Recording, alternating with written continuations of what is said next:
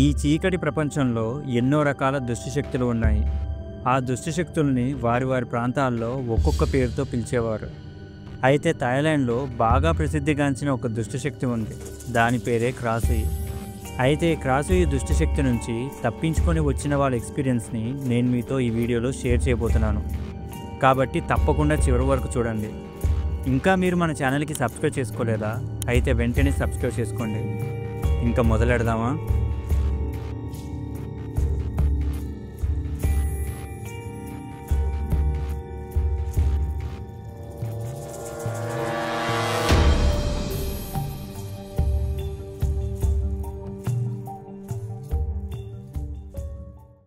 అది 2022వ సంవత్సరం.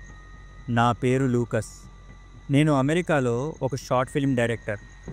నేను తీసిన షార్ట్ ఫిల్మ్స్ బాగా హిట్ అవ్వడంతో నాకు ఒక పెద్ద మూవీ ఆఫర్ వచ్చింది. దానికోసం నేను ఒక క్రైమ్ థ్రిల్లర్ స్టోరీని రెడీ చేసుకున్నాను. తరువాత మా ప్రొడ్యూసర్ సహాయంతో ఒక చిన్న క్రూని తయారు చేసుకొని లొకేషన్స్ వెతకడం మొదలుపెట్టాను.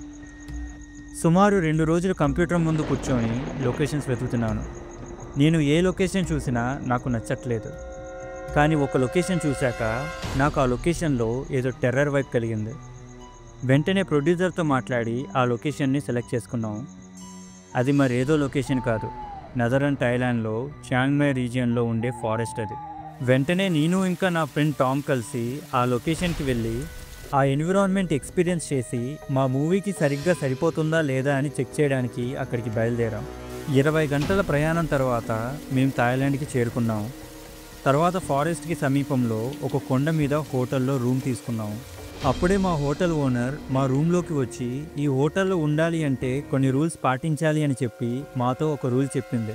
అదేంటంటే రాత్రిపూట ఎవరు కూడా పక్కన ఉన్న ఫారెస్ట్లోకి వెళ్ళకూడదు అని. దానికి ఎందుకు అని అడిగాను. అప్పుడు ఆమె ఈ ఫారెస్ట్లో మృగాలు రాత్రిపూట చాలా చురుగ్గా ఉంటాయి అని చెప్పింది. దానికి మేము సరే అని చెప్పాము. ఆ రోజు మొత్తం ప్రయాణం కారణంగా నేను ఇంకా టామ్ అలసిపోయాము. దాంతో పడుకుందామని అనుకున్నాము. కానీ అప్పుడే టామ్ మా రూమ్ విండో నుంచి ఒక వింత సంఘటన చూశాడు. అదేంటంటే ఆ రాత్రి వేళ ఆ అడవిలో ఒక వెలుతురు కనిపిస్తుంది. వెంటనే టామ్ అది నాకు చూపించాడు. ఆ వెలుతురు అడవి మొత్తం తిరుగుతూ ఉంది. అప్పుడు నేను, ఎవరు రాత్రిపూట ఫారెస్ట్లో తిరగరు అని చెప్పారు కదా, మరి వెలుతురు ఎవరై ఉంటారు అని అడిగాను. దానికి టామ్, బహుశా ఎవరైనా కొత్తవారు రూల్స్ గురించి తెలియకుండా తిరుగుతున్నారేమో అని అన్నాడు. అప్పుడు నేను, రూల్స్ తెలిసినా పట్టించుకోలేదేమో అని చెప్పాను. దానికి టామ్, అయినా మనకెందుకు, ముందు పడుకుందాం, మనకి చాలా పనులున్నాయి అని చెప్తాడు. దానికి నేను సరే అని చెప్పి ఆ రాత్రిపూట ఇద్దరం పడుకున్నాము. మార్నింగ్ లేచి నేను ఇంకా టామ్ అడవిలో తిరుగుతూ లొకేషన్స్ని ఫొటోస్ తీసుకుంటూ ఉన్నాము. ఇంతలో మాకు ఒక్కసారిగా భయంకరమైన కంపు కొడుతుంది. అది ఏంటా అని చూస్తే అక్కడ కొన్ని మృగాలు చనిపోయి ఉంటాయి. ఇంకా వాటి యొక్క ఇంటెస్టైన్స్ అన్నీ ఏదో చీల్చి తిన్నట్టు ఉంటుంది. అప్పుడే టామ్, ఇదే ప్లేస్లో కదా మనకి నిన్న రాత్రి లైట్ కనిపించింది అని చెప్తాడు. దానికి నేను ఏమో తెలీదు అని చెప్పాను. వెంటనే నేను ఇంకా టామ్ అక్కడి నుంచి వెళ్ళిపోయాము. ఆ రోజు రాత్రి కూడా పడుకునే ముందు మాకు ఫారెస్ట్లో ఆ లైట్ కనిపించింది. మేము ఎవరై ఉంటారు అని మాలో మేము అనుకున్నాము. సరే, రేపొద్దున్న హోటల్ ఓనర్ని కనుక్కోవాలి అని నిర్ణయించుకొని ఆ రోజు రాత్రి పడుకున్నాము. నెక్స్ట్ డే మార్నింగ్ హోటల్ ఓనర్ని కలిసి రాత్రిపూట ఫారెస్ట్లో ఏదో లైట్ కనిపిస్తుంది, అది ఎవరు అని అడిగాను. దానికి తను, అది ఎవరో మాకు తెలియదు, ఇంకా చాలామంది టూరిస్టులు కూడా చెప్పేవారు, అందుకే రాత్రిపూట ఎవరు బయట తిరగకూడదు అని రూల్ పెట్టాం, అయినా కూడా ఎవరో తిరుగుతున్నారు, మీరు అవేమీ పట్టించుకోకండి అని చెప్తుంది. సరే అని మేము ఆ రోజు మళ్ళీ ఫారెస్ట్లోకి వెళ్ళి అక్కడ లొకేషన్స్ని చూసి వాటి ఫొటోస్ని క్యాప్చర్ చేసి తిరిగి వెనక్కి వస్తుండగా మాకు ఒక చనిపోయిన లెపర్డ్ కనిపించింది. అక్కడ గుబురు పుట్టించే విషయం ఏంటంటే దాని పేగులన్నీ లేకుండా ఏదో క్రూరమైన జంతువు లెపర్డ్ యొక్క పొట్టను చీల్చి దాని పేగులను మాత్రమే తిన్నట్టు అనిపించింది. ఇంకా విచిత్రం ఏంటిదంటే మేము నిన్న రాత్రి మా రూమ్ నుంచి చూసినప్పుడు మాకు లైట్ కూడా ఎగ్జాక్ట్గా ఈ ప్లేస్లోనే కనిపించింది. ఇంకా నాకు అది ఏంటో తెలుసుకోవాలి అని అనిపించింది. వెంటనే టామ్తో, ఈ రాత్రికి మనం దాని గురించి కనిపెట్టాలి అని చెప్పాము. మొదట్లో టామ్ ఒప్పుకోలేదు, కానీ తర్వాత ఎలాగోలాగా ఒప్పించాను. ఆ రోజు రాత్రి అంతా నిద్రపోయిన సమయం. టైం రాత్రి 11 అవుతుంది. నేను టామ్ చిన్నగా హోటల్ నుంచి బయటికి వచ్చి అడవిలోకి వెళ్ళాం. ఆ లైట్ కోసం వెతుకుతూ ఉన్నాం. అలా కొద్దిసేపు వెతికాక మాకు లైట్ కనిపించింది. వెంటనే నేను టామ్ ఒక చెట్టు పొదల్లో దాక్కొని ఆ లైట్ ఏంటో చూసాం. అప్పుడు ఆ లైట్ పట్టుకొని ఒక తైవాన్ అమ్మాయి కనపడింది. తాను చూడడానికి చాలా అందంగా తెల్లని డ్రెస్ వేసుకొని ఉంది.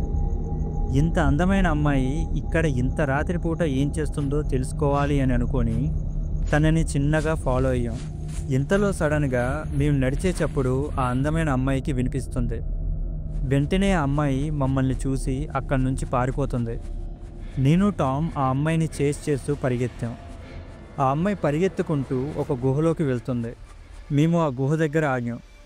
ఆ గుహ చూడటానికి చాలా భయంకరంగా ఉంటుంది. ఇంకా టామ్ ఆ గుహను చూసి భయపడిపోయి నేను లోపలికి రాను అని చెప్పాడు.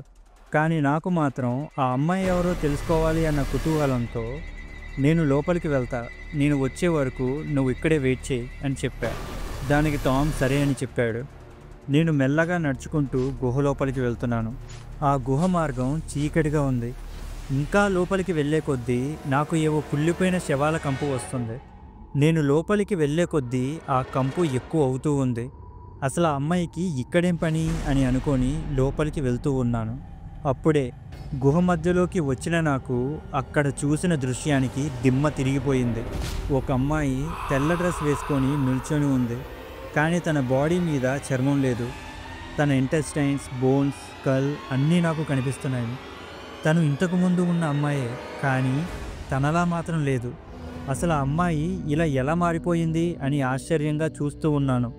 ఇంతలో ఆ వికృత రూపంలో ఉన్న అమ్మాయి వెనక్కి తిరిగి నన్నే చూసింది. వెంటనే నా మీదకి పరిగెట్టింది. నేను భయపడి వెంటనే వెనక్కి పరిగెట్టాను.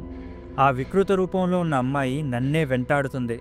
నేను ఎలాగోలాగా గుహ నుంచి తప్పించుకొని బయటికి వచ్చేసి అక్కడే నా కోసం వెయిట్ చేస్తున్న టామ్ని తీసుకొని పరిగెట్టాను. అయినా ఆ అమ్మాయి మాత్రం మమ్మల్ని వెంటాడుతుంది. ఏం చెయ్యాలో మాకు అర్థం కాలేదు. మేమింకా పరిగెట్టలేకపోతున్నాం. అప్పుడే మా ముందు ఒక అడవి పంది కనిపించింది. వెంటనే నా దగ్గర ఉన్న కత్తితో ఆ అడవి పందిని పొడిచి దాన్ని ఆ వికృత రూపంలో ఉన్న అమ్మాయి వచ్చే మార్గంలో పడేశాం. అప్పుడు ఆ అమ్మాయి ఆ అడవి పందిని తీసుకొని ఆ పంది పొట్టని చీల్చి అందులో ఉన్న పేగులను తింటుంది. అది చూసి మాకు నోట మాట రాలేదు. ఇంకా నాకు వాంతులు అయినట్టు కడుపు తిప్పేసింది. నేను టామ్ వెనక్కి తిరిగి చూడకుండా అడవిలో ఉంచి బయటికి వచ్చి జనాలకి చెప్పాము. అప్పుడు అందరూ నన్ను కోపంగా చూసి అక్కడి నుంచి వెళ్ళిపో, నీ వల్లే ఇదంతా జరిగింది అని తిట్టారు. నాకు టామ్కి మాత్రం ఏమీ అర్థం కాలేదు. ఇంతలో అక్కడికి ఒక తాత వచ్చి మీరిక్కడి నుంచి వెళ్ళిపోండి, ఇక్కడే ఉంటే మీకు ప్రమాదం అని చెప్తాడు. దానికి నేను తాత అసలు అదేంటి అని అడిగాను. అప్పుడు తాత మీరు చూసిన దాని పేరు క్రాసుయి, అదొక పిశాచి. కొన్ని వందల సంవత్సరాల క్రితం ఒక అందమైన అమ్మాయి తాను చెయ్యని తప్పుకి శిక్షగా తనని కాల్చి చంపుదామని చూశారు. కానీ అది ఎలాగైనా ఆపాలి అని ఒక మంత్రగత్తె తన శక్తులతో ప్రయత్నిస్తుంది. తన మంత్రం విజయవంతమై ఆ అమ్మాయి బ్రతుకుతుంది. కానీ అప్పటికే తన చర్మం మొత్తం కాలిపోతుంది. అప్పటి నుంచి ఆ అమ్మాయి అలా సగం కాలిన శరీరంతో అడవిలో తిరుగుతూ ఉండేది అని చెప్తాడు. అది విని మేము షాక్ అయ్యాము. వెంటనే మా రూమ్కి వెళ్ళి లగేజ్ని ప్యాక్ చేసుకొని అక్కడి నుంచి వెళ్ళిపోతూ ఉండగా ఆ ఊరి జనం వాళ్ళ ఇంట్లోని ఆవులను, మేకలను, కోళ్లను తీసుకొచ్చి ఆ అడవిలో విడిచిపెడతారు. అది వాళ్ళ భాషలో ఆ క్రాసుయిని తమ తప్పుని క్షమించండి అని అడిగినట్టు, ఇంకా మా బహుమతులను స్వీకరించండి అని అర్థం అంట. అది చూసి నాకు నవ్వు వచ్చింది. ఎందుకంటే మా యూఎస్ఏలో ఇలాంటివి ఏమీ ఉండదు. ఇక్కడంతా కొత్తగా ఉండేసరికి నవ్వు వచ్చింది. కానీ నిన్న రాత్రి జరిగిన దాన్ని తలుచుకుంటే మాత్రం ఇదంతా నిజమని నమ్మాలి అని అనిపిస్తుంది. తర్వాత నేను టామ్ యూఎస్ఏకి వెళ్ళి వేరే లొకేషన్ని సెలెక్ట్ చేసుకొని సినిమాని స్టార్ట్ చేసాం. ఈ ఇన్సిడెంట్ జరిగి ఇప్పటికీ 2 years అయింది. కానీ రాత్రిపూట ఇప్పటికీ నాకు ఆ క్రాసుయి కలలో కనిపిస్తుంది. ఇంకా ఆ రోజు చూసిన దృశ్యాలను తలుచుకుంటే నాకు నిద్ర కూడా పట్టేది కాదు. సో ఫ్రెండ్స్, ఇది నా స్టోరీ.